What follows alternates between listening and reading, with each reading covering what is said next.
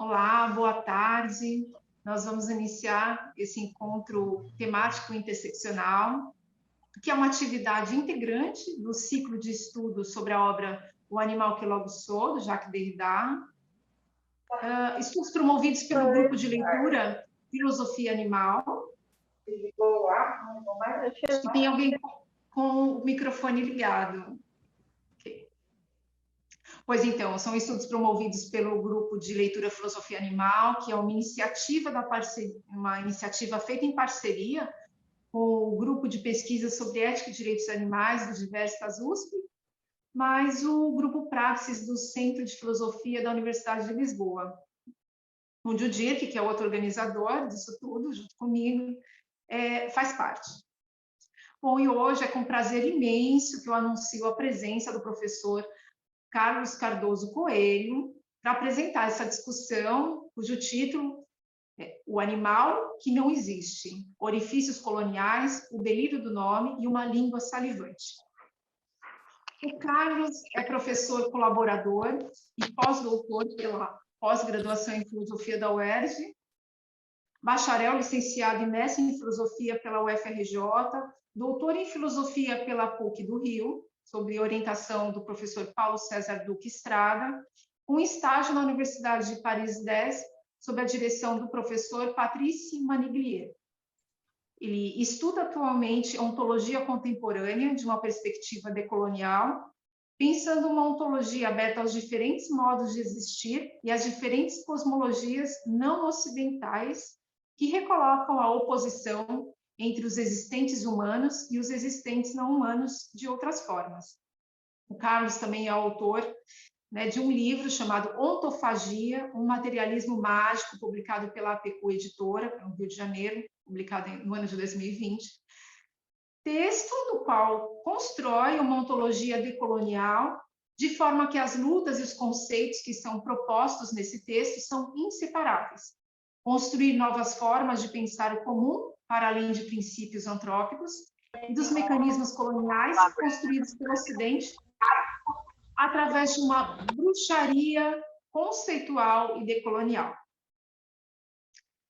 Bom, então é isso. Agora, com muito gosto, passo a palavra ao Carlos Coelho. Obrigado, gente. Essa questão da bruxaria e da magia, a gente pode até conversar mais para frente, porque é muito cara, assim, né? Que tem a ver com o conceito de materialismo mágico que eu desenvolvo no meu livro, né? O que eu vou fazer aqui é a apresentação para vocês de um texto que vai ser publicado agora. Eu achei que ia sair no final do mês passado, mas parece que vai sair agora no final desse mês, e a gente já está no final desse mês, então eu imagino que talvez semana que vem ele já esteja disponível, né? E aí eu fiz aqui uma pequena adaptação do texto, mas depois, para quem tiver interesse, é só entrar em contato comigo que eu disponibilizo o texto completo, né? E esse texto é um pouco um desenrolar, né, do meu livro, das coisas que eu debati lá, e eu trago algumas reflexões que estão lá e, ao mesmo tempo, parte muito também do Animal que Logo Sou, né, desse texto do Derrida. Eu acho que eu vou falar uns 40 minutos, mais ou menos. Se eu estiver me estendendo muito, vocês me interrompam para a gente poder conversar, que eu acho importante. Eu vou fazer a leitura do texto para vocês, né? Se em algum momento eu estiver travando, alguma coisa assim, né? Todas essas formalidades virtuais que acontecem, né? Vocês podem me interromper sonoramente, né? Porque eu vou estar aqui com o texto.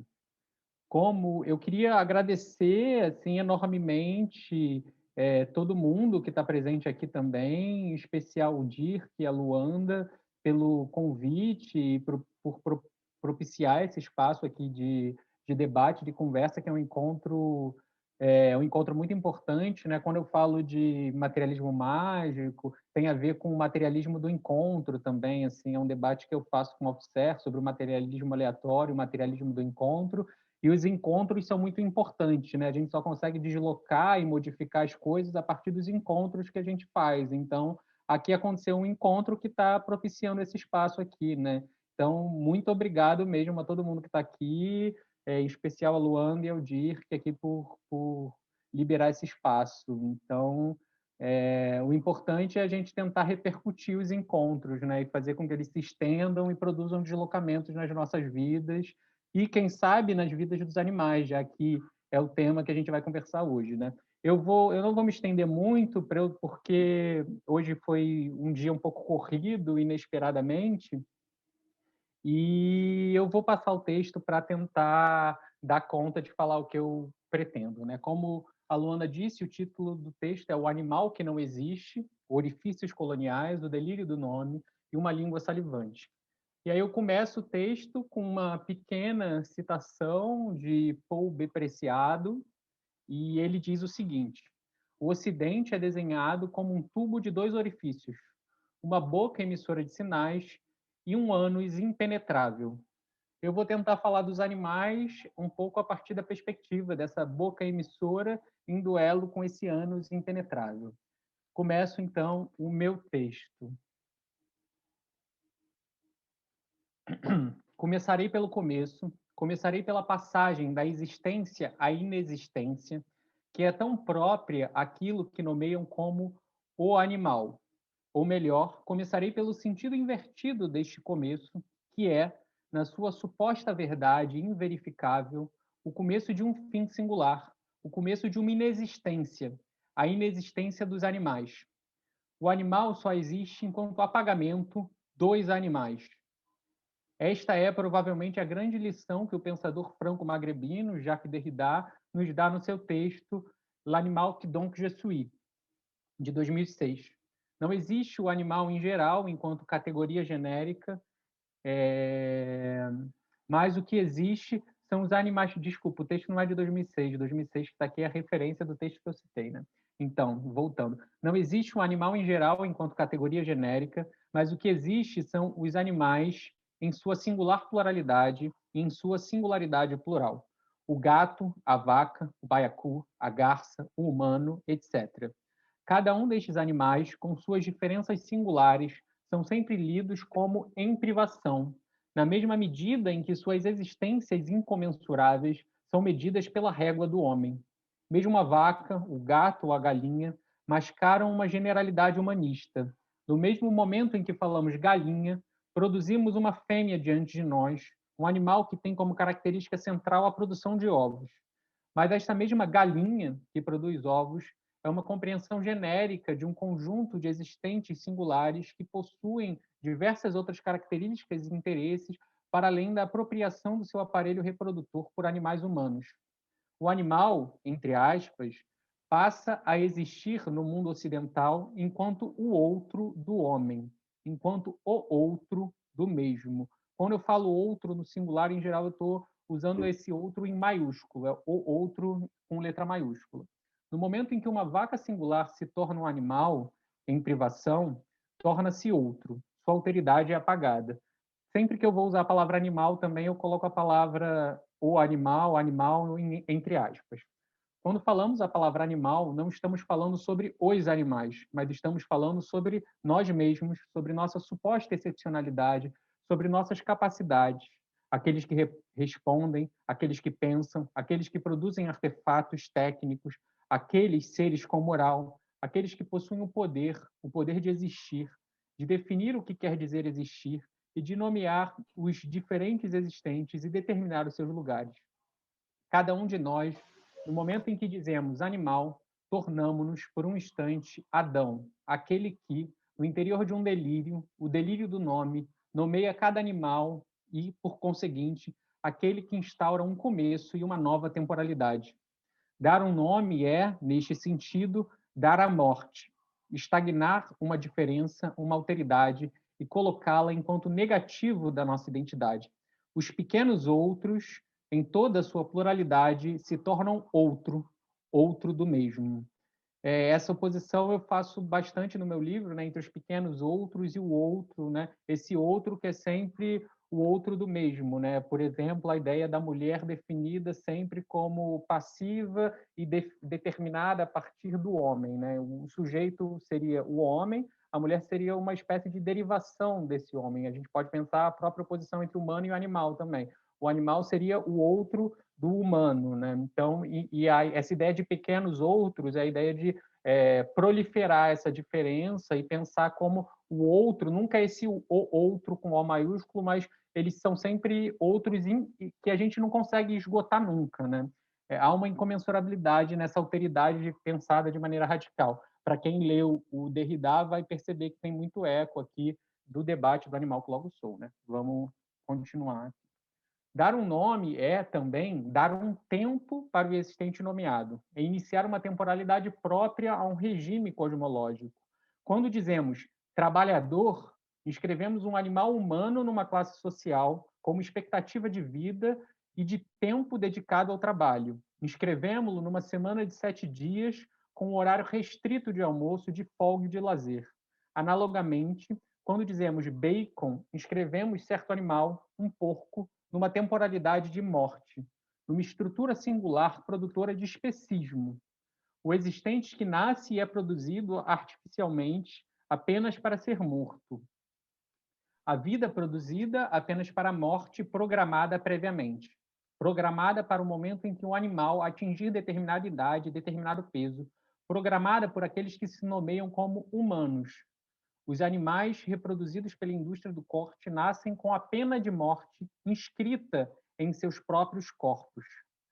A parte do movimento vegano que acredita que, através da apropriação pelo mercado de suas pautas, conquistarão a libertação animal, são provavelmente aqueles que sequer entenderam o sentido do especismo enquanto estrutura coletiva produtora de locais materiais de opressão.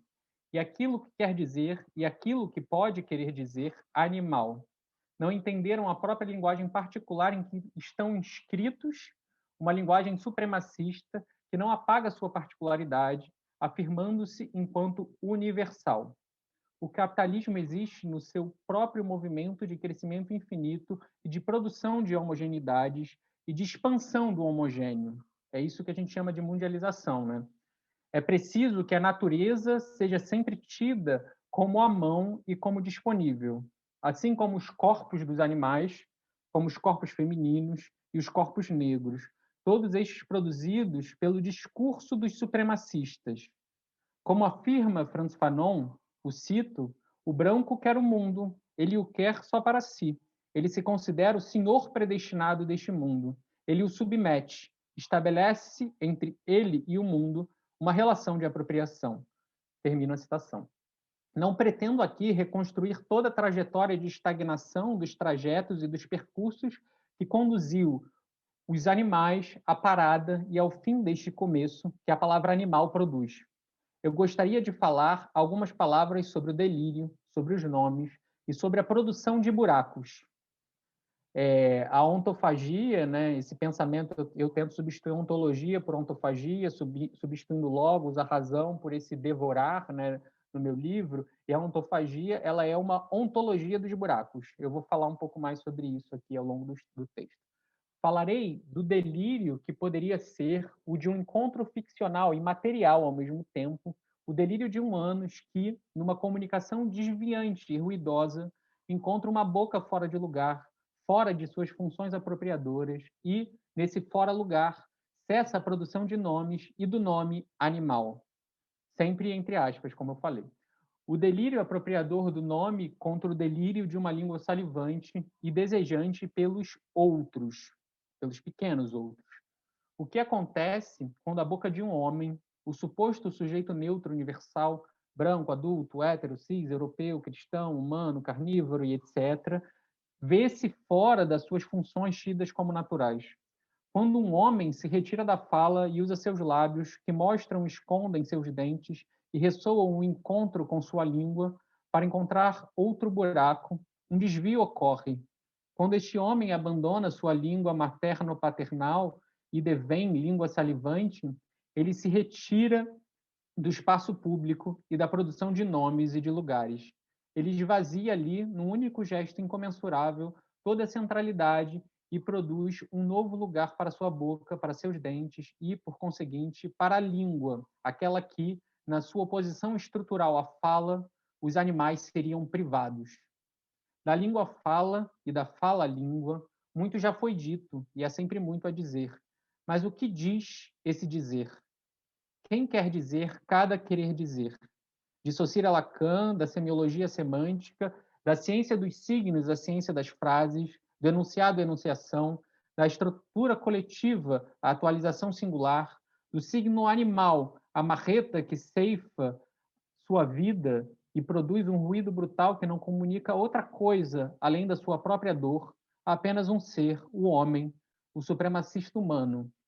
Apenas o portador da marreta que desfere o golpe entende o que se passa ali. Só ele atualiza a excepcionalidade de uma estrutura coletiva inconsciente, excepcional, que produz um mundo com seu pensamento marreta. Um animal para ser morto, uma marreta para despedaçar sua cabeça, uma faca para escalpelar e retalhar seu corpo. Mas o animal, no seu grito enlutado, me pergunto, interrogação entre parênteses, no seu grito enlutado diante da morte, não produz nenhum sentido, apenas um ruído sem sentido, uma explosão de instintos, uma resposta mecânica que, no final das contas e dos cálculos, é apenas automatismo diante da sua capacidade de linguagem e da sua pobreza de mundo, como dizia Heidegger, no interior do seu pensamento supremacista. Aqui eu estou sendo bastante irônico, né, gente?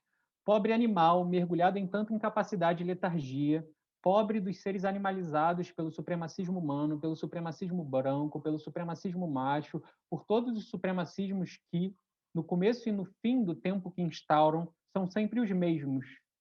Os supremacistas são sempre os mesmos. Nós é que somos diferentes entre nós, assim como as violências que sofremos são singulares e irredutíveis umas às outras. Mas eles têm sempre o mesmo rosto e sabemos bem quem são. Então, é sempre importante entender, eu estou falando muito de interseccionalidade aqui entre as lutas, mas é sempre importante entender que, apesar de ter uma luta comum, que talvez seja dada pelos inimigos que têm esse mesmo rosto, é importante a gente saber que cada uma dessas lutas tem uma construção absolutamente singular, e ela é irredutível uma à outra, mas isso não quer dizer que não seja possível produzir aliança, comunidade, né? Comunidade no interior da diferença. É um pouco também sobre isso que o texto está pretendendo falar. Contudo, a pergunta que me coloco aqui é esta: em que medida o animal, e este animal que tem sua cabeça estraçalhada, por exemplo, um carneiro, existe? A resposta é dupla. De um lado, ele não existe, e de outro, ele existe, mas na sua própria inexistência. Ele não existe por ser uma projeção antropocêntrica da língua excepcional do homem, que não diz nada ou quase nada a respeito da existência dos animais em sua pluralidade e em suas perspectivas próprias, para além das determinações supremacistas. Este animal, por exemplo, um carneiro, existe enquanto grito surdo, inaudito, que atravessa e produz o silêncio, o espaçamento, a distância entre uma palavra e outra. O olhar inapreensível de um animal prestes a encontrar uma marreta e o seu grito nos abrem caminho para pensarmos sobre a possibilidade deste olhar e o espaçamento que separa uma língua apropriadora e a incapacidade animal de produzir sentido. A língua, para Saussure, o fundador do estruturalismo,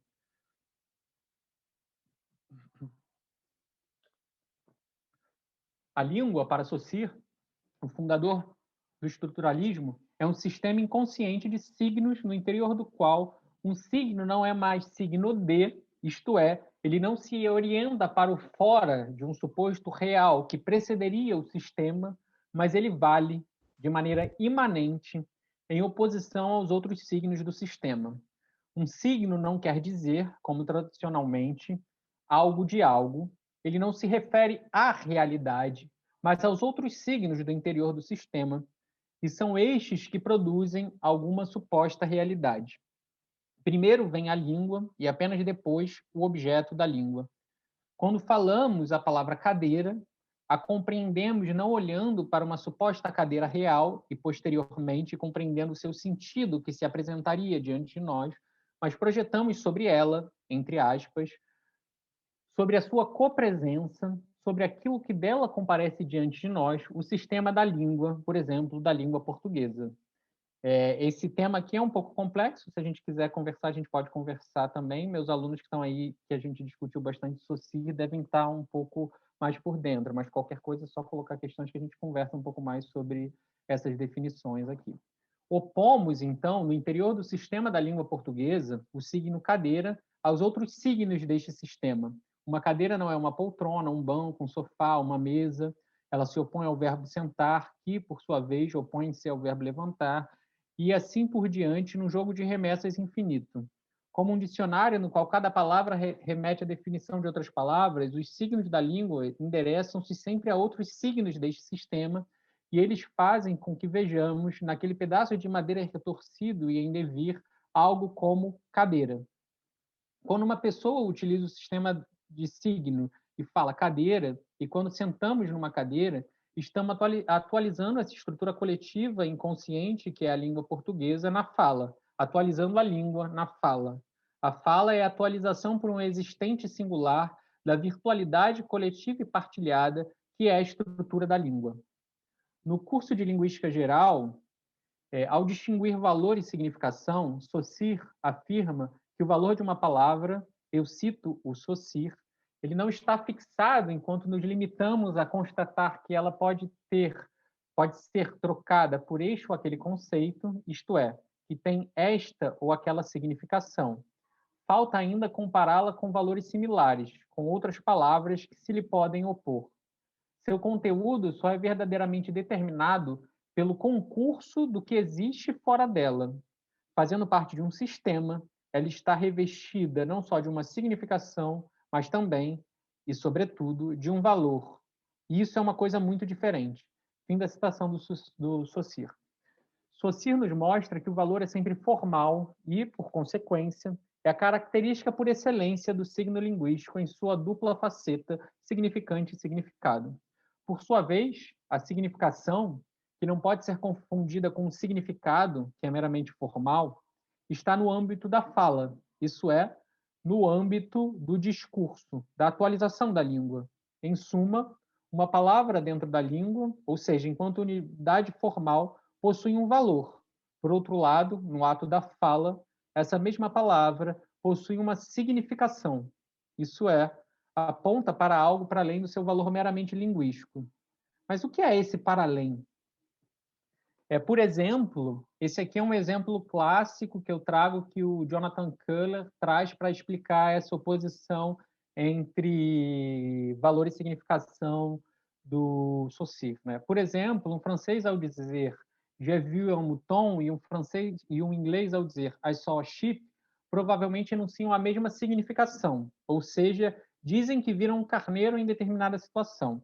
Mas se analisarmos as palavras sheep e mouton em seus respectivos sistemas linguísticos, veremos que seus valores não são os mesmos.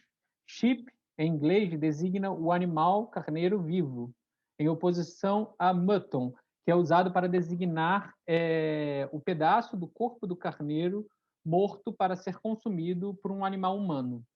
Já em francês, a palavra mouton é usada nos dois casos, ou seja, tanto para representar um carneiro vivo, quanto para indicar o corpo retalhado do carneiro servido à mesa. Sheep e mouton possuem, no exemplo citado, uma significação que pode ser traduzida de uma língua para outra a partir de determinadas mediações, como faço aqui introduzindo essa oposição numa terceira língua. Mas elas não possuem o mesmo valor, pois enquanto em inglês há dois signos, em francês há apenas um. Mas em ambas há o especismo e ambas produzem o animal enquanto comida. Ele, o animal, entre aspas, não pré-existe a estrutura. Será que produzir um animal enquanto comida é necessário? Essa é uma questão que eu pretendo levantar. Numa língua, apenas uma palavra pode significar o carneiro antes e depois de ter sua cabeça acertada por uma marreta. Já em outra, existe uma palavra adequada para descrever cada momento do processo de transformação do carneiro vivo em carneiro retalhado e morto. Mas nenhuma destas línguas pode, no interior do seu delírio produtor de nomes, ver com os olhos de um carneiro que ressente a marreta, a aproximação de um fim inscrito na própria língua. fim escrito nas diversas línguas supremacistas ocidentais e prestes a ser marcado na carne de um carneiro. A língua delirante do homem marca a carne de todos os existentes. Mais do que isso, diante da impossibilidade de ver como um carneiro, a língua supremacista não pode nem ao menos se ver vista pelo carneiro. Ela apenas vê e impõe o seu olhar.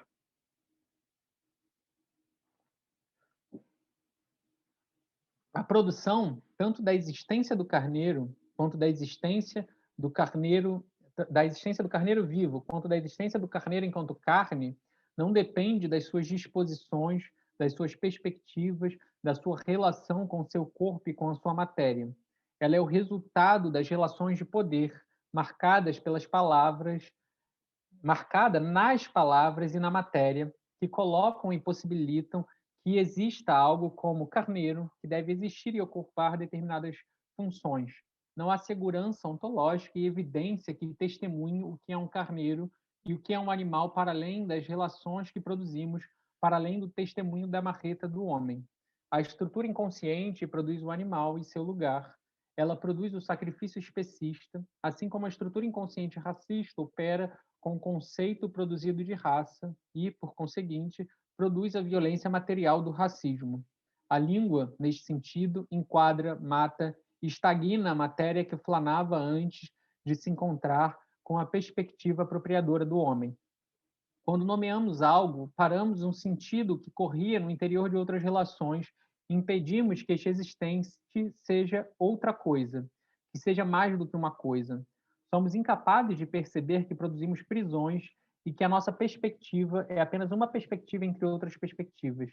Incapaz de ver com outros olhos o fora que resiste ao nosso olhar, e incapazes de assumir essa própria incapacidade.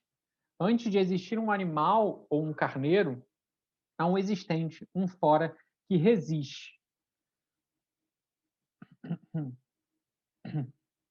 Ponto de vista é ponto de cegueira, e o ponto de vista mais cego é o do homem ocidental que não percebe a própria cegueira.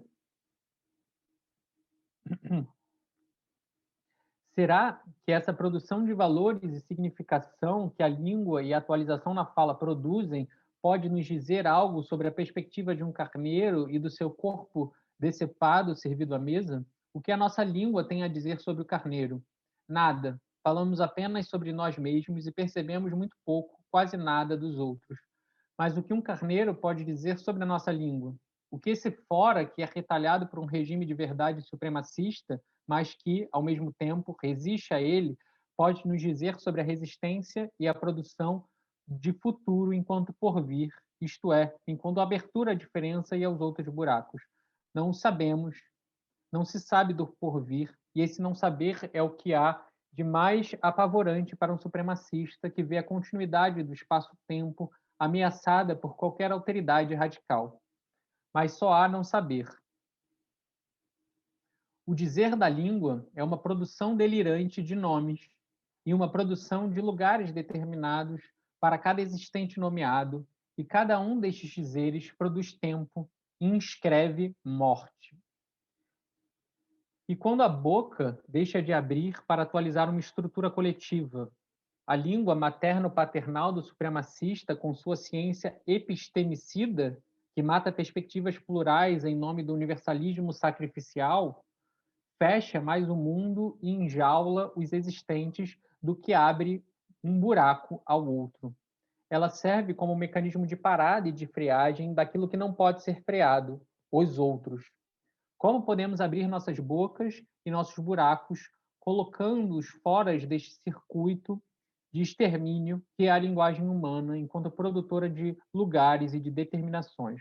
Talvez apenas da dúvida estendida por esse talvez e na incerteza que ele nos faz planar, no encontro da nossa língua desejante com outro buraco interditado pela língua supremacista, possamos causar um choque e intrusão e retorcer nossas matérias em corpos desviantes, rompendo com o tubo de dois orifícios do Ocidente, para citar Preciado. Quando nossa boca deixar de se abrir ao fechamento que faz nossa língua dizer carne, carneiro, Fechamento este que produz o encontro da língua com o corpo retalhado do carneiro assado em brasas, quando ela, esta abertura chamada boca, encontrar outras funções, talvez possamos nos tornar corpos outros e nos orientar para o futuro, enquanto por vir. Fechemos nossa abertura colonial de emissões universais e abramos nossos anos para romper com a estrutura coletiva e abrir, a partir daí, buracos infinitos aos outros. Quando a língua salivante, fora de lugar, encontrar a abertura de um ânus, talvez os buracos se multipliquem, na medida em que se rompe com essa estrutura apontada por Preciado. Ao pronunciarmos animal, já trazemos, junto desta palavra, o sabor dos corpos dos animais defumados e retalhados, mas também a resistência ao extermínio e à incineração destes corpos, pois cada tipo singular de violência já carrega no seu interior, de maneira autoimune, a resistência a ela. A justificativa para que um carneiro vire carne está inscrita na própria língua do Ocidente. Cultura contra a natureza, homem contra animal, razão contra instinto, alma contra corpo, capital contra a vida, os puros contra os expurgos. O projeto da língua ocidental é tão monstruoso que sequer podemos mais falar em Ocidente, pois este mundo e esta perspectiva, ao produzir o conceito de mundo com M maiúsculo, expande suas teias por todos os cantos. O Ocidente deveio, em certo sentido, o mundo inteiro. É o seu projeto mesmo. A linguagem que uma língua salivante produz, uma língua que deixou de saborear-se enquanto excepcionalidade supremacista, é a língua do ruído, que atravessa e coloca em curto toda e qualquer forma de comunicação. A categoria genérica animal não diz nada sobre os animais e sobre seus ruídos, mas apenas reproduz uma estrutura binária de oposição que organiza o mundo ocidental. De um lado o homem, de outro o animal, de um lado a cultura, de outro a natureza, de um lado a técnica, de outro a natureza, para ser apropriada por ela, e dentro dela o animal, o vivente incapaz de operar e suplementar a natureza. A língua, enquanto salivante, pretende operar um desvio na forma apropriadora do homem e abrir espaço para um modo de produção que não passa pelo delírio do nome e pela suposta capacidade do homem de esgotar a realidade das coisas ao lançar seus conceitos em sua direção.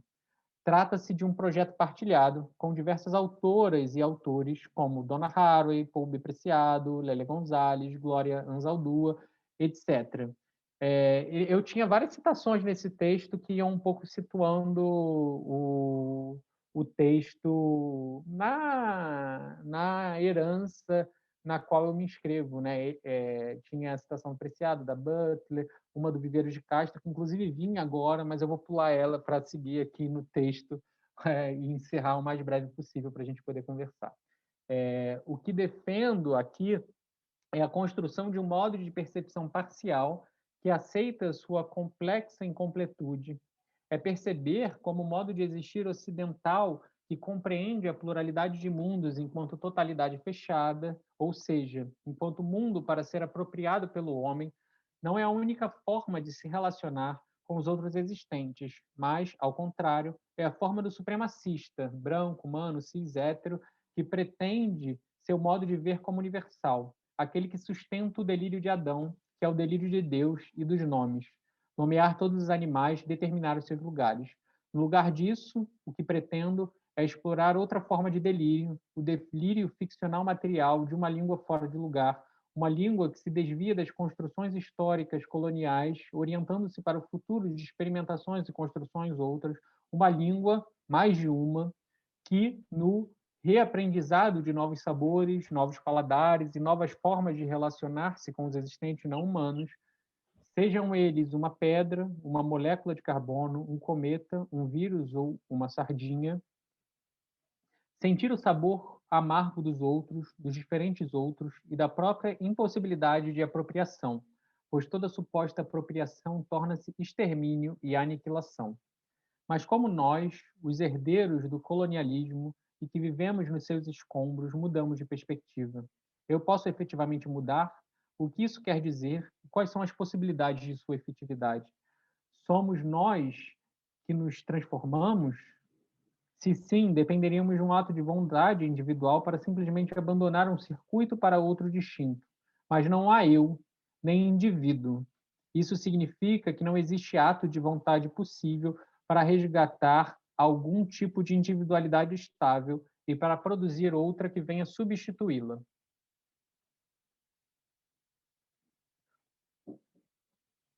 Quando digo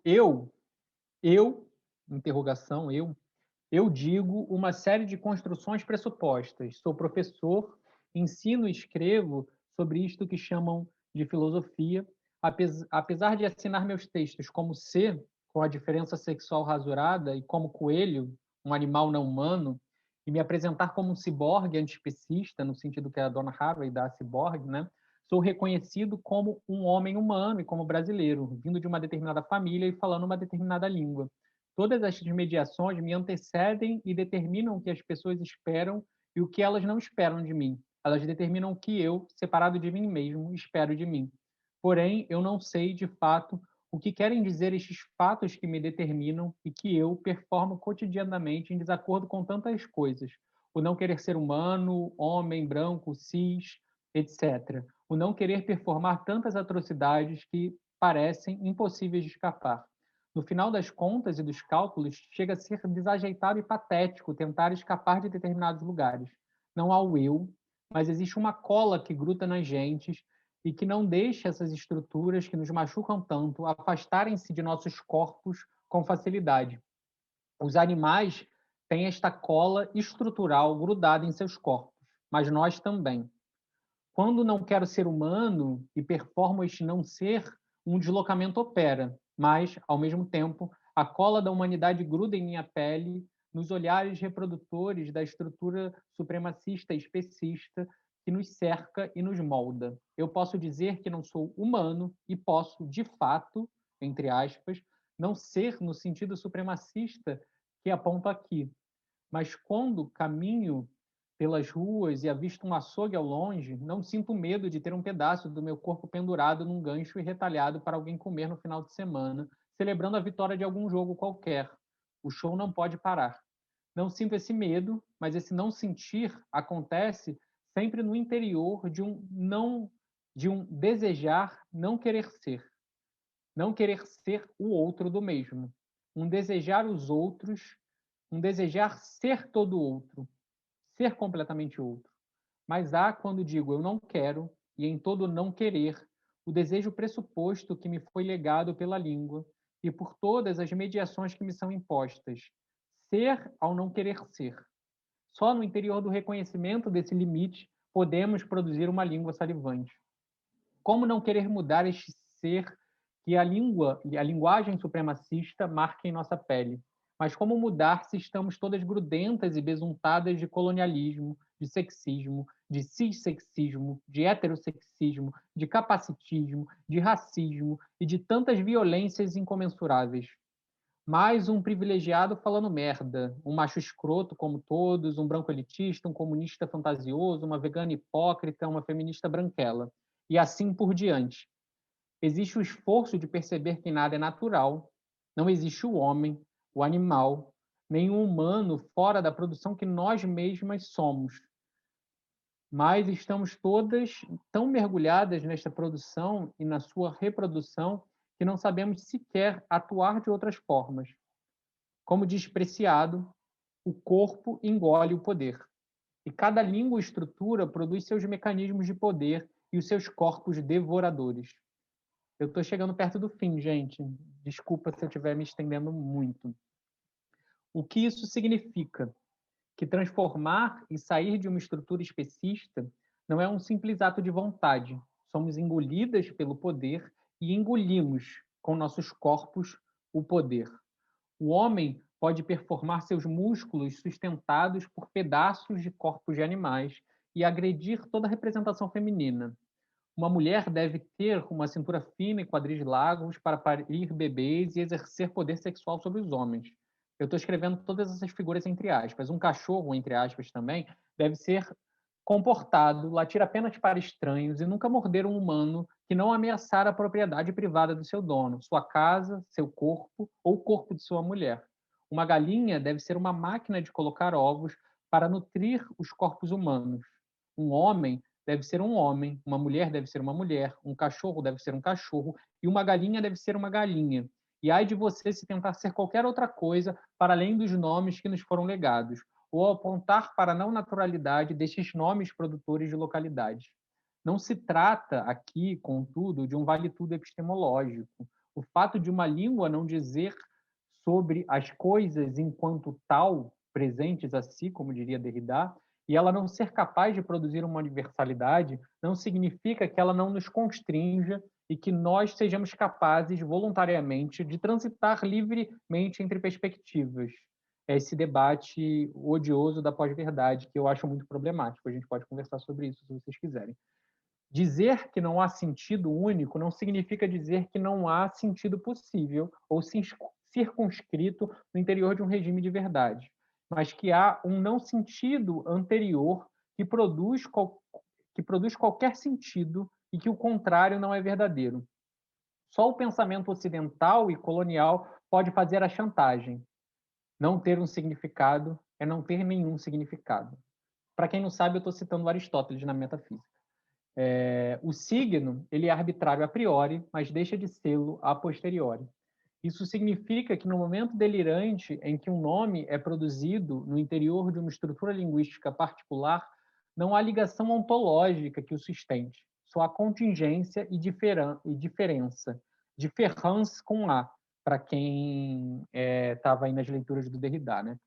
Mas, na medida em que uma estrutura está dada e marcada em nossas peles, produzindo nossas peles, ela produz um regime de necessidade, ela produz critérios e não podemos simplesmente decidir sair com um ato de vontade, pois nunca há saída. Estamos sempre dentro de uma perspectiva e toda perspectiva é uma leitura parcial das relações.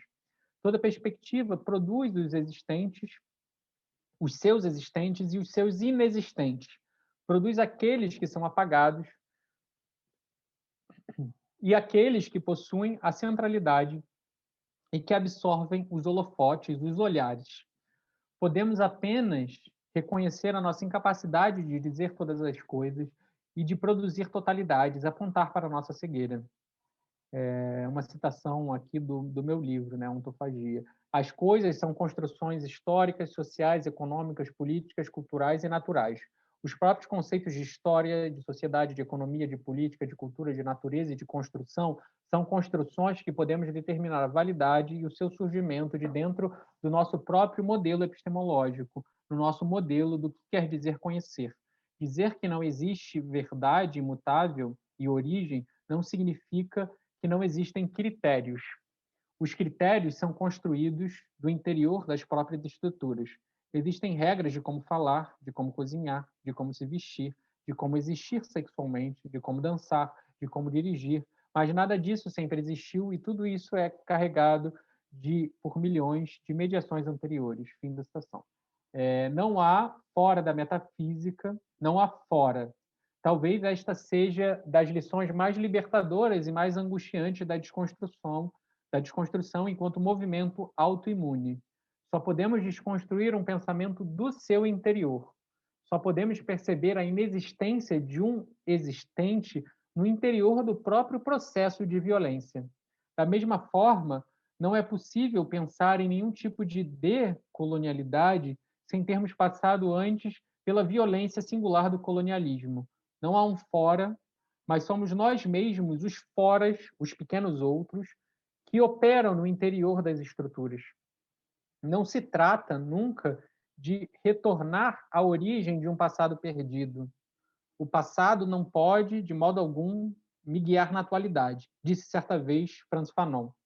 Ou encontrar alguma verdade para além da violência em que estamos inscritos, mas de nos orientarmos sempre para o futuro, para o porvir, de produzir poesia a partir do delírio, a partir do próprio delírio que nos mata e tornar este delírio aquilo que há de mais impróprio e inapropriado.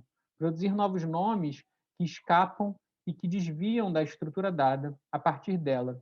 Esforçamo-nos para abrir os nossos buracos, para abrir a nossa língua comunicativa, para os ruídos da transmissão salivante que deseja aos outros, não mais enquanto outro do mesmo. Estou quase encerrando, gente.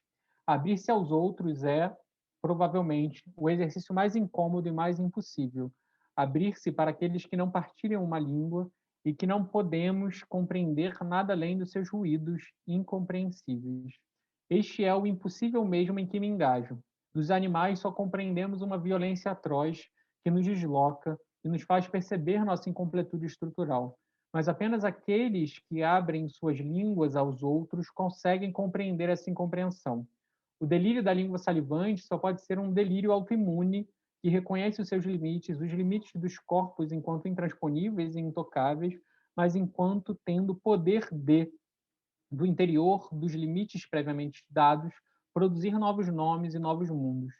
Se nos dizem que apenas a língua é produtora de mundo e que o ânus é feito apenas para cagar e excretar restos, tornemos nossas línguas buracos excretores e produtores de restos e façamos de nossos cus línguas salivantes. Se os animais não falam como humanos, muitos deles cagam. Assim, as línguas deixam de ser línguas preocupadas com uma racionalidade ficcional e os anos deixam de ser anos para devirem outros, para devirem um fora dentro de outros circuitos. Só há pensamento possível enquanto proliferação dos buracos e das aberturas dos outros, sejam eles quais forem. Chamam isso de ontofagia.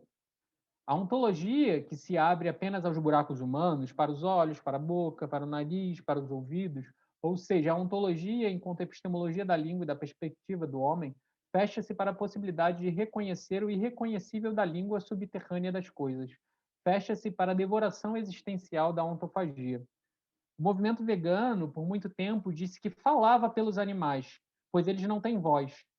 Mas o seu fracasso será inevitável enquanto não aprender a abrir os seus buracos aos animais e aceitar o ruído implícito a toda tentativa de comunicação.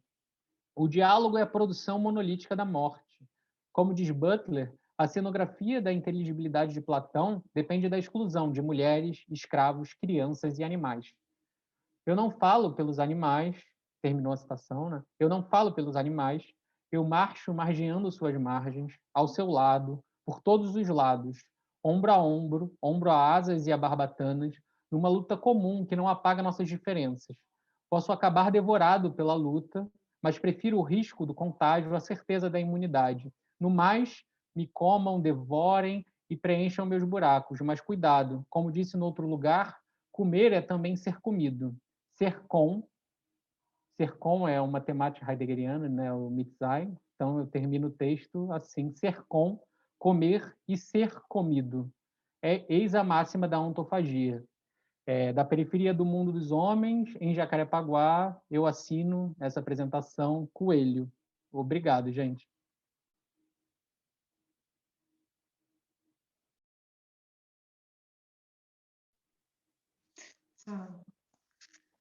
Obrigada, Carlos. Impactada aqui, porque você traz uma apresentação bastante densa, bem complexa, fruto, né, de um texto que você se debruçou, e para acompanhar assim, na linguagem falada, né, bastante trabalhoso para tentar te acompanhar, dá para entrar por muitos lugares e, e muito rico, né? Tantas possibilidades, tantos buracos, né, de entrada. Eu tenho algumas considerações a fazer, mas eu vou antes abrir para outras pessoas e também dizer que nós marcamos, né, na divulgação do evento, que seria até às 4 horas no Brasil, até às 8 aqui, mas a gente pode estender um tempo a mais, uns 20 minutos a mais, 30 até 25, para a gente conversar. Então, eu vou abrir aqui para outras pessoas. Só uma coisa, Dirk, eu não consigo ver aqui quem for levantar a mão, acho que é melhor você fazer essa Sim, organização por aí. eu vou acompanhando. Então, quem gostaria de falar alguma coisa, perguntar alguma coisa, levanta a mão, por favor, ou escreve no chat que gostaria de falar.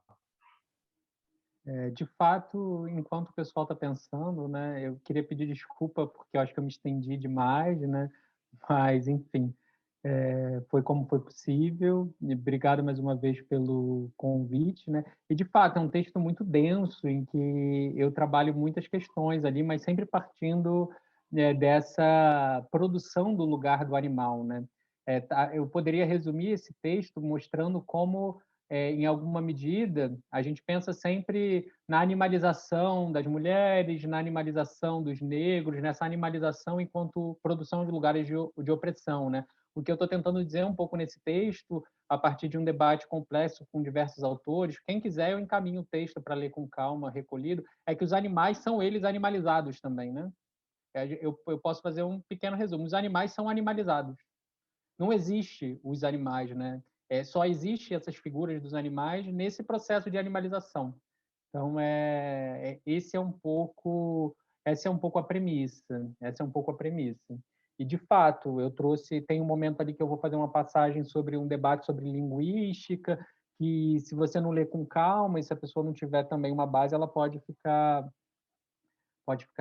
perdida mesmo, assim, né? Também Derrida tem uma série de pressupostos ali obscuros no texto, né? Mas, enfim, quem quiser conversar aí, estou aberto.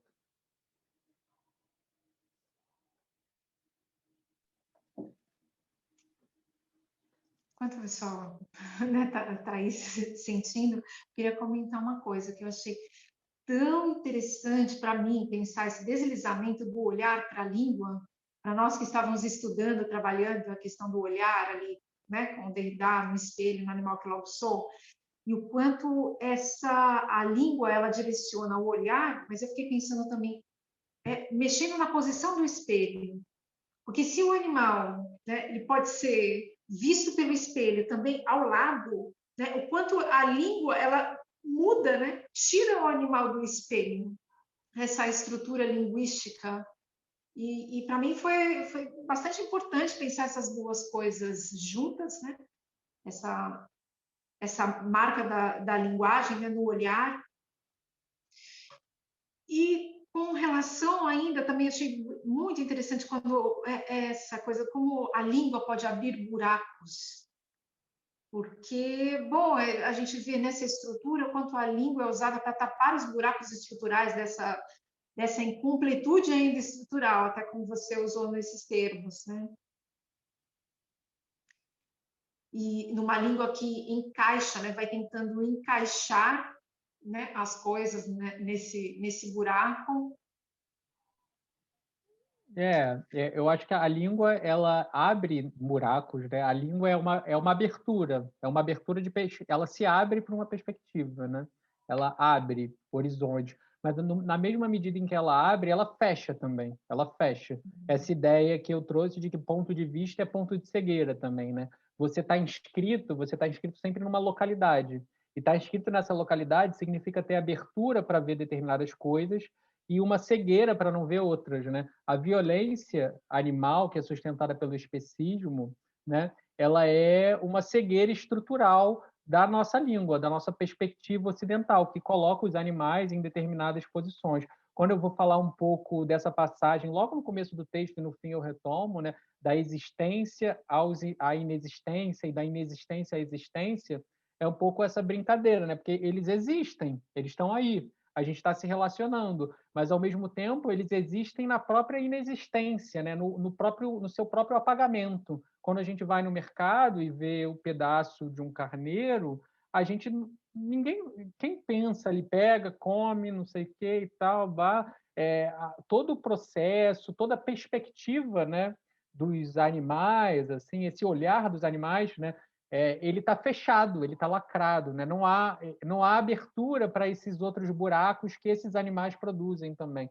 E isso é estrutural a uma perspectiva ocidental, e porque é a perspectiva que não assume, não é capaz de admitir a sua própria incapacidade de se abrir para outras perspectivas, né? De ver que existem outros buracos, outras perspectivas, outros olhares, né? Então é a língua que não se vê vista, para trazer no vocabulário do Derrida nesse texto, né? Então, no Animal que logo sou, ele vai ver que a filosofia nunca se viu vista pelos animais, porque estruturalmente ela é incapaz de reconhecer, para além do seu aparelho epistemológico, a possibilidade de que os animais tenham uma perspectiva e sejam capazes de produzir um olhar, né? A questão é que a gente não consegue olhar com os olhos de um animal. Isso é ser radicalmente outro, né? Isso é ser um outro que coloca em curto, a nossa língua, né? Então, para esse mito dessa língua que é que pode esgotar as realidades, que pode esgotar a realidade, dizer a realidade enquanto tal, é preciso necessariamente o apagamento dessas possibilidades, dessas outras aberturas, né? E aí eu brinco um pouco a partir da frase do Preciado, né, que tem muito a ver, esses dois orifícios, né? De um lado, a boca emissora de sinais, que vai falar e vai dizer e vai comunicar, e um ânus inassensível, porque esse pensamento é um pensamento que não pode deixar resto, não pode ter sobra, não pode ter merda, né? Não pode, nada pode sobrar. Ela tem que comer tudo, engolir tudo e não pode sobrar nada. Não pode sobrar nada. Por quê? Porque se ela esgotou a realidade, aquilo ali é um pedaço de carne, os animais estão sendo bem tratados, não importa, não pensa. Você não pode pensar na restância, no resto, no entorno, né? Então é um pouco essa imagem que eu vou explorar e a brincadeira que eu faço dessa de abrir esse ânus lacrado, né? É abrir um pouco para a alteridade, para esses restos e tentar deslocar um pouco a língua, enquanto fala, enquanto nessa teoria tradicional, né? Mas pensar na língua enquanto possibilidade de construir outras coisas e perceber a sua própria incompletude, né?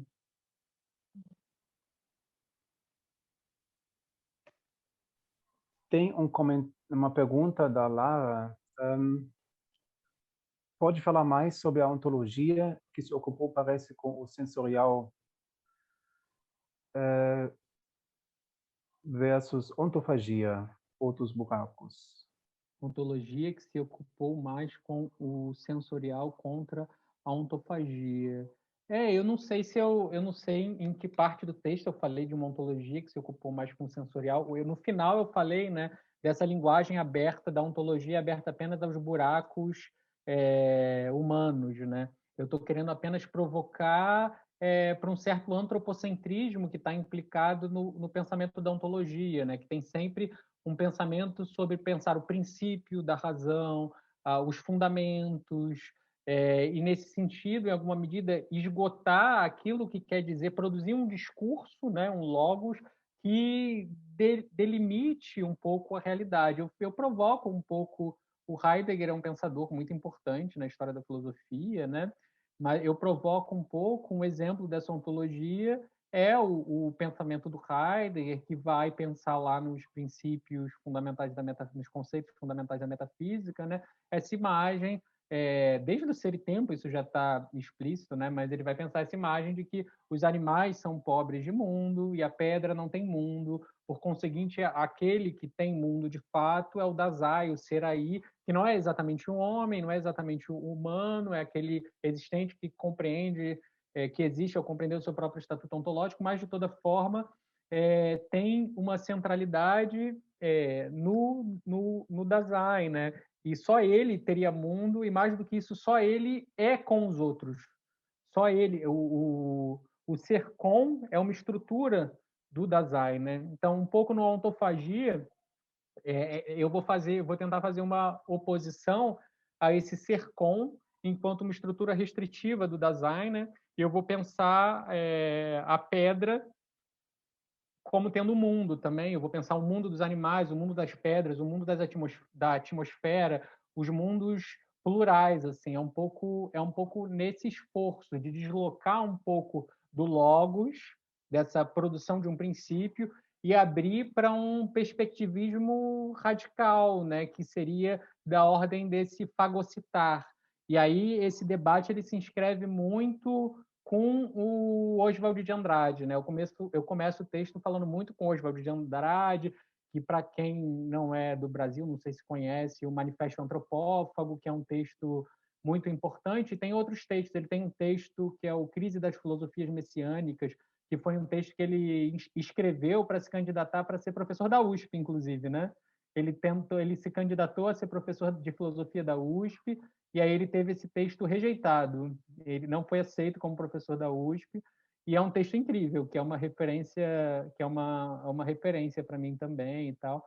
Mas eu tento fazer essa transa entre crítica a essa ontologia que tem um princípio antrópico ali fundamentando, e a ontofagia enquanto abertura para esses outros buracos, para essas outras perspectivas, e como é que a gente consegue pensar, então, um pensamento que vai pensar aquilo que não dá conta, né? Que não dá conta de pensar, e deslocar o conceito de mundo.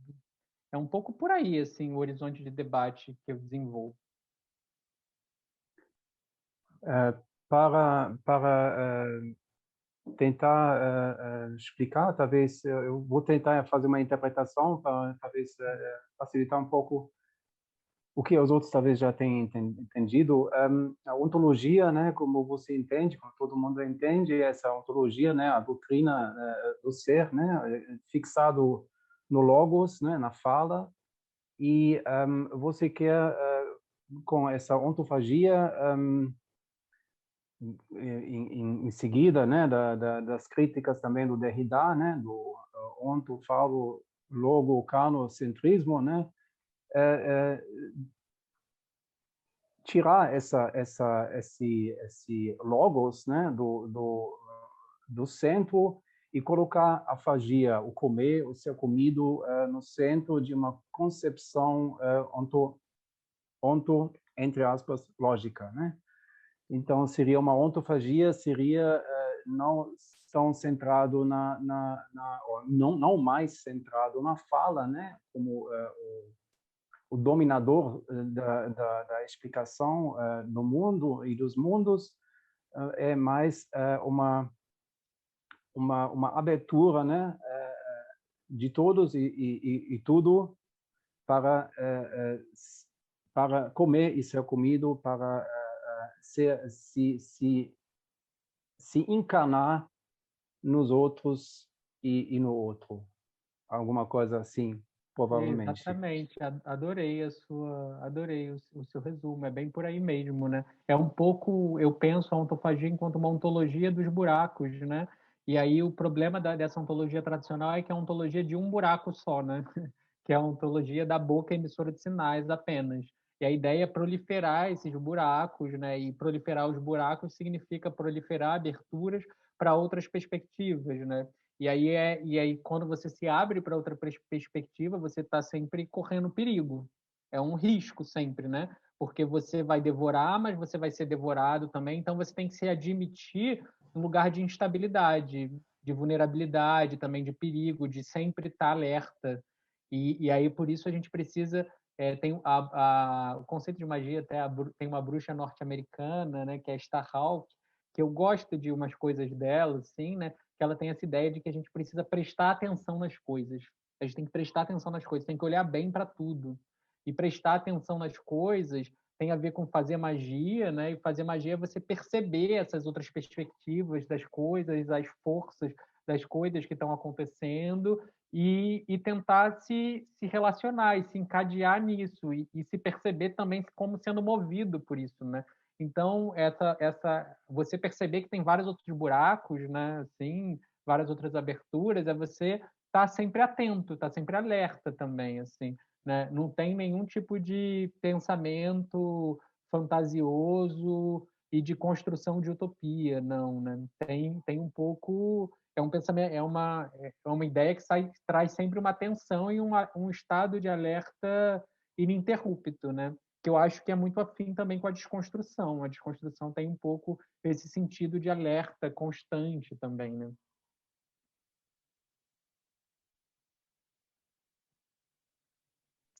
E como também tem a questão, se a gente se constitui, né, enquanto identidade, enquanto eu, enquanto imagem, a partir de uma alteridade apagada, né, na medida em que essa alteridade ela é reconhecida, quantos esburacamentos são feitos a partir de então na imagem do eu, né, ou no conceito, na percepção de auto-identidade. Né, quanta coisa, né, quanto esburacamento. Sim, você diz na ideia mesmo do eu, do indivíduo, né?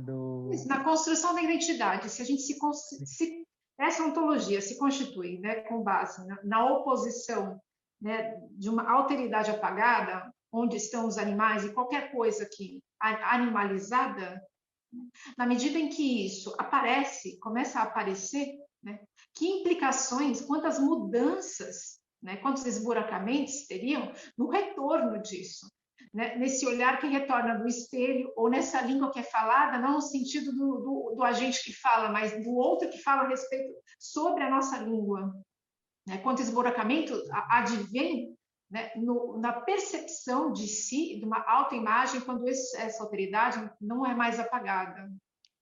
Tem sempre esse Entraria, de retorno. alguma maneira, também numa antropofagia, dessa coisa sobre o comer, né, e o ser comido, mas o ser comido por dentro, por aquilo que se come. Nesse Exatamente. sentido, eu acho que, por exemplo, o veganismo, né, quando bem pensado, né, o veganismo seria uma antropofagia também, que é esse introjetar os animais e ser comido pelos animais por dentro mesmo, ser comido por dentro.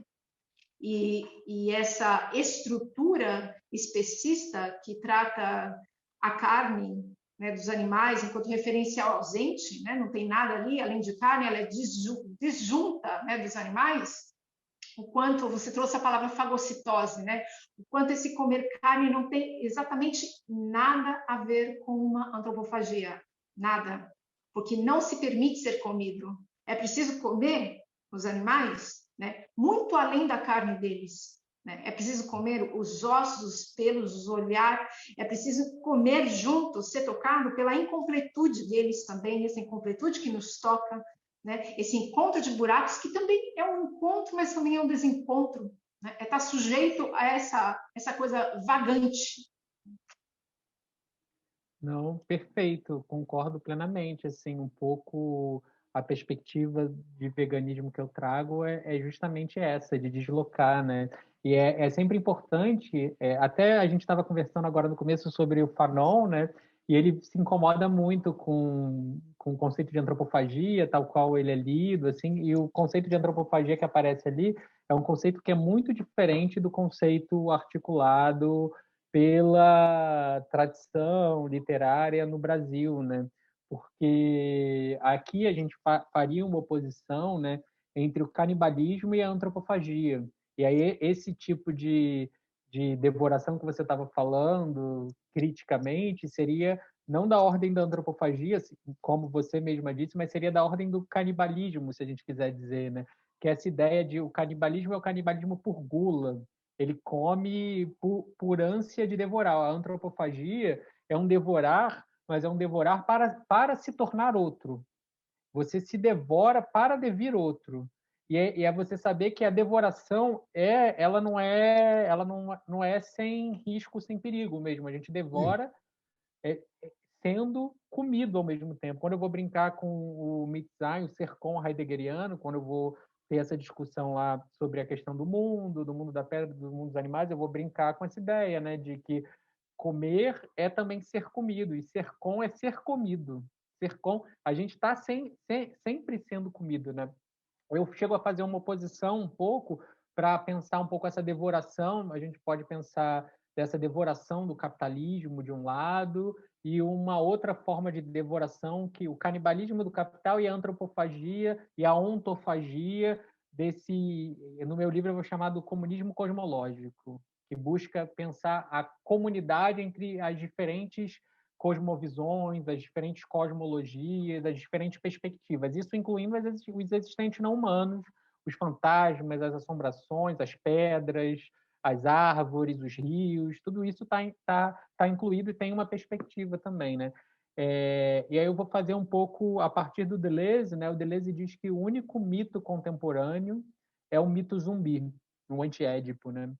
E esse mito zumbi é justamente a imagem, né? O que é um zumbi? É aquele morto, que não é nem morto nem vivo, mas que vem para devorar tudo. Ele vai comendo tudo que é vivo. Tudo que é vivo ele quer devorar, com uma gula canibal insaciável, E o que acontece quando você é mordido e comido por um zumbi? Você vira morto também, igual a ele. Então, esse desejo de produção de uma homogeneidade, que é o desejo próprio da equivalência geral, da mundialização, da produção de uma homogeneidade, de um mercado consumidor comum, ou mesmo numa perspectiva vegana liberal, de pensar que veganismo é só sobre comer plantas e apagar todo o resto que está envolvido, por exemplo, pensar na crise ecológica, ambiental, que é fruto de um modo de vida consumidor e predatório que está matando animais também, assim. Então, é uma perspectiva, pensar que veganismo é só sobre consumo, é você apagar as mortes de diversos animais por conta da crise ambiental. E esse veganismo ele estaria incluído nesse canibalismo do capital que quer produzir consumidores e produzir homogeneidade, né? A ontofagia, a antropofagia vai no sentido contrário, né? De perceber que essa devoração, mais do que para você aglutinar no seu corpo sem resto, sem deixar nada sobrando, ou seja, com o, o ânus lacrado, para ser o mais delicado possível, assim, que não passa nada ali, a ontofagia ela vai pensar esse devorar que vai aniquilar, de certa forma, outros, alteridades, mas esse aniquilar ele produz efeitos também, consequências para nós mesmos e para o mundo. E ele sempre deixa restos, sempre sobra algo, sempre resta algo que vai se vingar da gente. A gente pode pensar essa crise ecológica como uma vingança. Os animais eles estão peidando metano lá e aquecendo o nosso mundo, é a vingança deles nesse sentido, assim, sabe? As coisas reagem, respondem. É só esse mito que diz que não há reação, esse mito englobante, esse canibalismo que não quer deixar sobras, né? A antropofagia, que eu vou transformar em ontofagia, é outra coisa. Perceber é uma ética do comer mesmo, né? O Derrida fala lá naquele texto que a gente até falou, en passant, e o faut bien manger, é preciso comer bem. Então, é preciso saber comer, é preciso saber o que a gente está comendo, porque senão a gente pode se dar mal. Talvez também Luana. ajuda um comentário só nessa diferença entre canibalismo e antropofagia, dizer que o canibalismo não deixa respostas. Ele não deixa nada responder por si o que é engolido. Tudo é logo apagado, digerido, né? Enquanto a antropofagia é o ingerir e deixar aquilo que foi ingerido responder. Então, se trata assim, de uma responsabilidade, né? Enquanto o canibalismo não é responsável. É uma forma de deixar o outro entrar em si e dar voz, né? Que no canibalismo não acontece. Exatamente, perfeito. É exatamente isso mesmo, exatamente isso. Querida Luanda, boa tarde para todo mundo. Eu não vou abrir a câmera porque eu estou na rua e acho que está muito barulho aqui, então eu escrevi a minha questão aí, na verdade uma provocação, não precisa que o Carlos Coelho fale muito sobre isso agora, porque não temos tempo, mas para refletirmos. Mas eu gostaria que você lesse, Luanda, e considere a segunda escrita, porque a primeira houve... eu escrevi, o corretor alterou o texto, então eu escrevi novamente, tá bom? E eu gostaria que você fizesse a questão para ele. Obrigada, um beijo para todo mundo.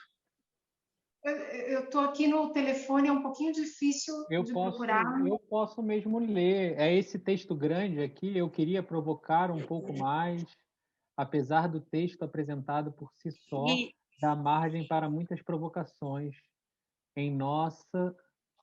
essa nossa sobre a forma como o mundo entende e se relaciona com a mulher dentro desse modelo patriarcal machista, com feminicídios encontrando solo fértil. Não se daria exatamente pela forma como as fêmeas não humanas também são vistas? A perpetuação da violência com a mulher não fica legitimada pela inferioridade que já se impõe sobre os animais não humanos? Aí tem uma continuação da pergunta. Ah, não. É que foi eu li a primeira versão da pergunta, tá? Então teve a segunda versão da pergunta aqui. Mas eu acho que vou ficar com essa primeira aqui para não reler a pergunta toda de novo. Qualquer coisa você me corrige. É um pouco para pensar a relação entre o lugar da mulher e o lugar dos animais e como o lugar dos animais estaria em alguma medida. Olha, como eu falei no meu... Vou tentar responder aqui da forma que me vier. Carlos, me permita. É isso mesmo, você leu correto. Teve um erro de digitação aí, mas é isso aí. Só que eu gostaria de reforçar que a relação da mulher com a fêmea, não necessariamente os animais, macho e fêmea, mas especificamente com a fêmea.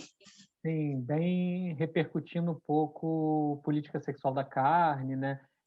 Então, eu primeiro, o que é que eu falo sobre isso primeiramente? É importante a gente entender, para mim, é muito importante a interseccionalidade dentro do veganismo e dentro dos movimentos antiespecistas e luta pela libertação animal. É imprescindível. Sem isso, a gente cai nesse canibalismo e nesse fracasso que a gente estava falando aqui anteriormente.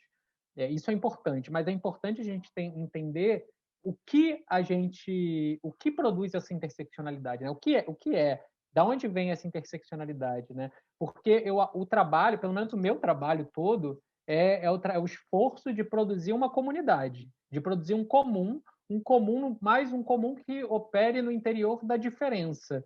E dizer que existe um comum no interior da diferença significa reconhecer uma diferença singular em cada uma dessas estruturas de violência, né? Na violência do racismo, tem uma forma de produção de um outro e de uma aniquilação do outro que é particular e que merece ser estudada na sua singularidade. Existe uma produção da violência patriarcal que é singular e particular e que deve ser estudada na sua particularidade. Isso vale para vários outros exemplos e vale também para a questão dos animais, que existe uma singularidade, uma particularidade que deve ser olhada na sua singularidade. Contudo, eu acho que é possível produzir uma comunidade que consegue identificar quem são os nossos inimigos e que nomeia os nossos inimigos. A questão toda aqui que eu trago é que no meu livro eu vou trazer isso, mas tem um capítulo só sobre o conceito de bruxaria, de deusa, de imanência, né? Que eu vou discutir um pouco a história da bruxaria, a produção do conceito de bruxa e de mulher, como um exemplo para o que eu vou discutir mais à frente, também debatendo a questão dos animais, né? E como esse conceito de bruxa, ele é muito mais uma construção produzida pelo opressor do que um tipo de coisa que estava operando ali realmente na Idade Média, pessoas peladas, transando com bodes e fazendo bruxaria, assim, né? Mas esse lugar que é produzido, enquanto forma de operar controle sobre os aparelhos reprodutivos femininos, porque, enfim, a Silvia Federici tem um livro sobre isso, né? O Caliban e a Bruxa, provavelmente muitas de vocês conhecem, né? E a questão toda é que esse conceito de bruxa ele é produzido para produzir um lugar de violência também, né? Mas esse lugar de violência, de bruxa, ele pode ser reapropriado enquanto mecanismo de resistência. Então, o conceito de mulher, como a gente entende hoje, ele é também produzido para produzir um determinado lugar de opressão. A mulher que é naturalmente mãe, a mulher que é naturalmente passiva, vinculada à natureza, isso produz uma certa violência singular, né? E aí, para mim, o que vai produzir comunidade entre essas diferentes lutas é a gente identificar quem está produzindo esses nomes. Quem é o nosso inimigo? É esse pensamento supremacista que eu identifiquei no meu texto. Eu vou fazer isso mais minuciosamente no livro do que nesse texto, né? Então, o que há de como eles nos nomearam? Eles animalizaram os animais, produzindo esse nome de animal. Eles produziram o conceito de mulher, o conceito de raça, o conceito de gênero e a oposição da diferença sexual. Todos esses esquemas são produzidos para produzir uma opressão. E a nossa comunidade, eu acho que ela tem que ser produzida em nomear de volta, em apontar o dedo e dizer: nós não somos isso que vocês estão chamando, vocês que são. Você é o supremacista. Então, eu penso a comunidade como um esforço de produzir esse inimigo comum, de produzir esse inimigo comum no interior da singularidade de cada uma dessas violências. Contudo, na medida em que é uma mesma forma de pensamento que eu identifico como esse canibalismo, como a equivalência geral, e eu identifico de várias formas, com várias figuras diferentes, né?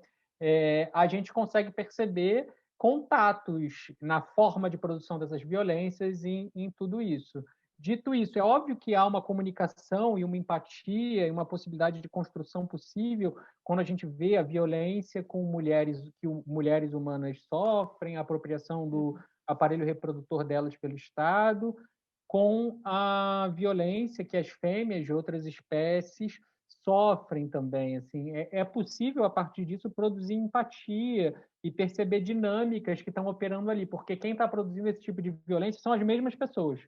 É o mesmo Estado que vai proibir o aborto, é o mesmo Estado que vai criar as legislações para os animais poderem estar em determinadas situações e para as fêmeas poderem estar e ser legal o que acontece com elas, né?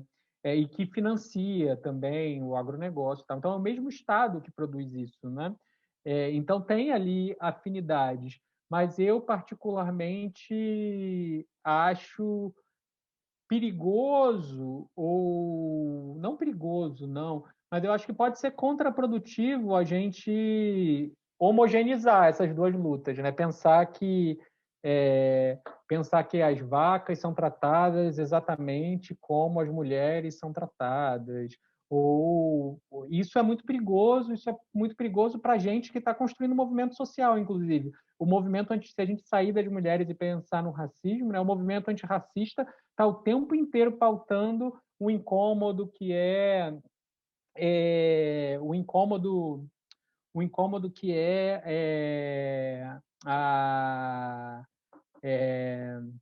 nossa, me escapou o exemplo que eu ia dar agora, mas enfim, fugiu o exemplo. Mas enfim, fugiu o exemplo agora. Eu tenho um exemplo que eu sempre uso, mas escapou da minha cabeça, daqui a pouco volta. Mas é um pouco isso, assim, eu acho que é importante a gente ter atenção para não homogeneizar e não entender que é exatamente a mesma coisa que está se passando. Mas a gente pode pensar afinidades, sim. Se daqui a pouco voltar o exemplo, eu falo. Mas é um pouco isso que eu teria a dizer. Acho que eu já falei bastante. Pessoal, eu preciso fazer um parênteses, que a gente tem que encaminhar para o fim. E claro, algumas pessoas já estão saindo, muitas já tiveram que ir. E ainda tem umas duas questões, se não me engano, que eu vi aqui. Acho que ainda daria tempo de trazer, se quiser, se for possível, trazer ainda alguma consideração a respeito. Mas antes que o pessoal se vá, todo mundo, eu quero pedir para o dia que outra pessoa do nosso grupo de leitura colocar o link do próximo evento da sexta-feira, dizer se alguém, se tiver alguém aqui que ainda não saiba, nós vamos fazer um colóquio de encerramento do ciclo de leituras, que é um colóquio internacional Derrida e a questão dos animais. Serão 3 pessoas para falar: o Patrick Louet, da França, a Fernanda Bernardo, de Portugal, e o Rafael Radalclo, do Brasil.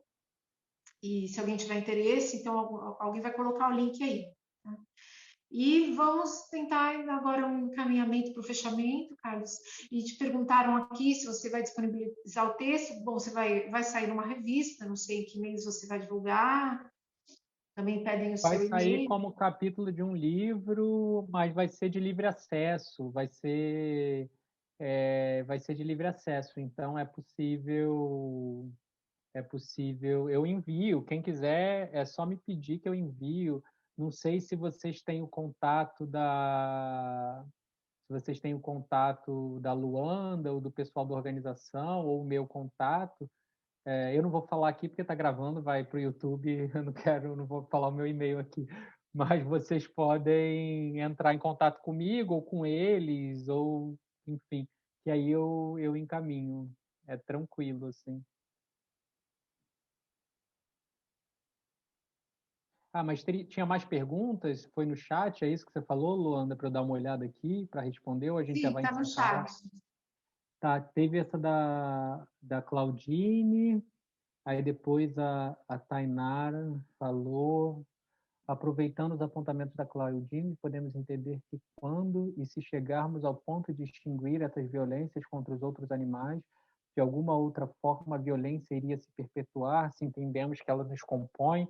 Sim, a violência ela é estrutural da existência, né? Na medida em que existem perspectivas plurais, várias perspectivas, essas perspectivas estão sempre em tensão, conflitando uma com a outra, os buracos a gente está comendo, sendo comido, há sempre tensão e há sempre violência, né? A questão é a gente entender a singularidade e a particularidade de cada tipo de violência, né? O tipo de violência particular que eu estou confrontando aqui, que é a violência desse delírio do nome, né? Que é esse delírio do universal, né? Essa violência singular, ela está no apagamento da possibilidade da própria violência, né?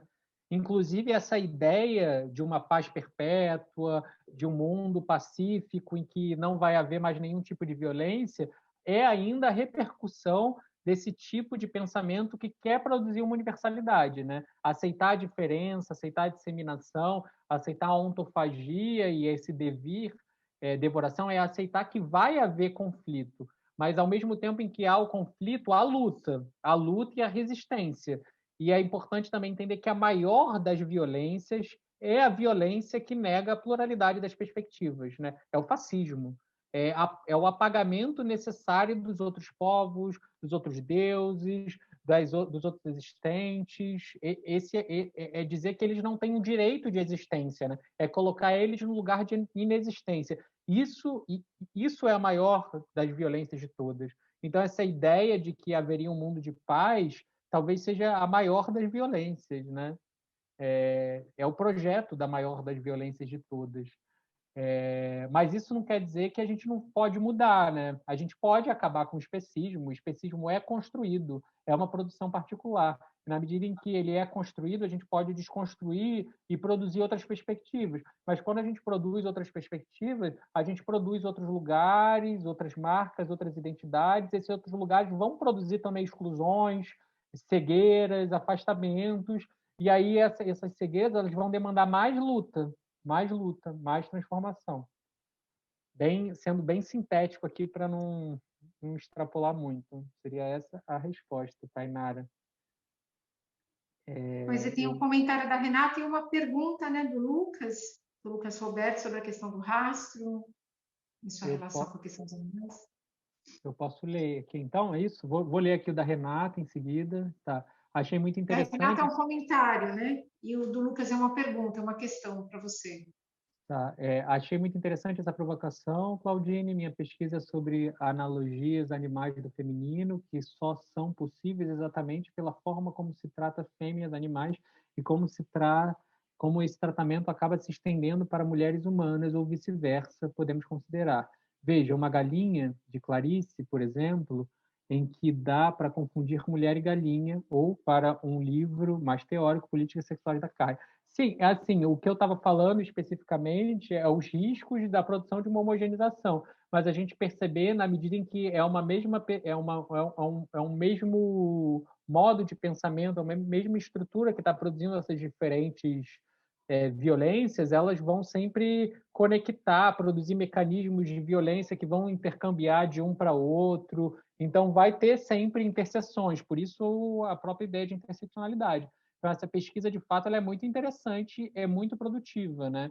O perigo que eu acho é só apagar as singularidades e as diferenças, né? Se a gente for pensar, por exemplo, o feminismo é um debate muito grande dentro do feminismo, né? Com a intrusão do feminismo negro dentro do feminismo, para a gente não pensar a localidade da mulher enquanto universal, homogêneo. Então, se nem a própria violência sobre a mulher ela é homogênea nesse sentido, né? Porque não existe a mulher genérico, então também a gente tem que ter atenção quando a gente for pensar nas fêmeas de outras espécies comparada com as mulheres, né? Porque não há essa homogeneidade da mulher, mas de toda forma eu acho essa pesquisa interessante porque a gente pode pensar a partir desses aparelhos que são produzidos por esse pensamento supremacista, seja o supremacismo macho, seja o supremacismo humano, né? E aí a pergunta do Do Lucas, vamos lá. Coelho, tenho me questionado bastante sobre as implicações ético-políticas já nos primeiros escritos do Derrida, e me parece que essa abertura à alteridade radical parece se inscrever no rastro diferente do traço, que para o Derrida não é nem presença nem ausência, já está na gramatologia. Em que medida a questão animal interage com esse indecidível rastro citado por você? Pode falar um pouco mais? Assim, eu sou um pouco afoito, assim, as leituras que eu faço do Derrida, ela não tende a segmentar inclusive recomendo muito a palestra que vai acontecer sexta-feira, o Rafael Adoc Lobo, a Fernanda Bernardo, eu os conheço, eu não conheço o Patrick, mas eu tenho certeza que vai ser uma palestra incrível também. Recomendo muito que quem tiver interesse na obra do Derrida assista, porque são estudiosos, né? E a Fernanda Bernardo, eu tenho certeza que ela concordaria comigo, né? Que o Derrida é um pensador que já vem inteiro. Foi ela que me falou isso certo dia. É um pensador que já vem inteiro. Então, não acredito exatamente nessa separação de um primeiro para um segundo Derrida, uma virada ética, tem uma virada na temática, ele vai trabalhar com outros temas, mas para mim o que está na gramatologia e o que está no Animal que Logo Sou não é a mesma coisa, porque, né, então, há uma diferença ali, há uma diferença operando, mas tem um mesmo horizonte desorientado ali operando, né? O conceito, como ele vai construir o conceito de rastro, né? O movimento que ele opera ali na desconstrução, o conceito de rastro surge na desconstrução do conceito de signo, né? Do signo enquanto, eu falei um pouco até disso, né? Do signo enquanto signo dessa oposição entre significado e significante, o significado estaria ocupando uma posição de significado transcendental, na leitura que o Derrida faz de Saussure, eu discordo um pouco da leitura que ele faz, mas não importa exatamente, mas o significado saussuriano estaria ocupando um papel de significado transcendental, e aí ele vai ali pensando a ideia de que não há significado, então que há significante do significante do significante, mas dizer que só há significante do significante do significante significa dizer que não há significante, porque significante é indissociável da oposição entre significado e significante. Então, o que há? Se há um significante, significante, significante que não remete a nenhum tipo de significado. O que há é rastro.